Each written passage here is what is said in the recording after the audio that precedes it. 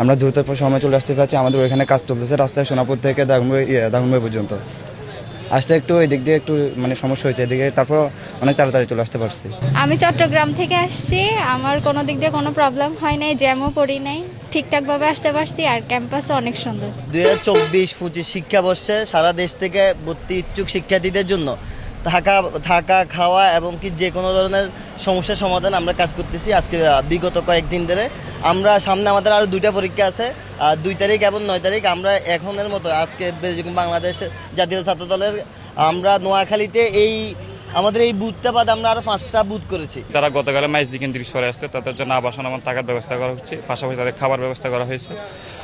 শিক্ষার্থীরা যেন নির্বিঘ্নে মাইজদি থেকে ক্যাম্পাসে চলে আসতে পারে সেজন্য আমরা মাইজদি এবং সোনাপুর কেন্দ্রে ভলান্টিয়ারের ব্যবস্থা করছি।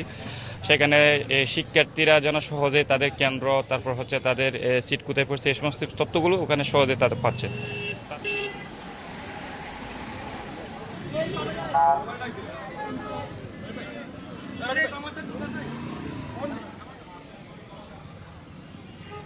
নোয়াখালী বিজ্ঞান ও প্রযুক্তি বিশ্ববিদ্যালয়ে সি ইউনিট তথা ব্যবসা শিক্ষা ইউনিটের পরীক্ষা হচ্ছে।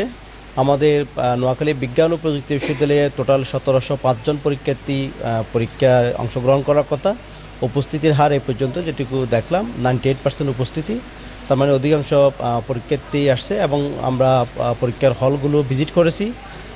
সুষ্ঠুভাবে পরীক্ষা হচ্ছে এবং নোয়াখালীবাসী তাদের যে পরীক্ষার্থী এবং অভিভাবকরা আসার জন্য যে সহযোগিতা করছে এই জন্য নোয়াখালীবাসীকে ধন্যবাদ জানাচ্ছি।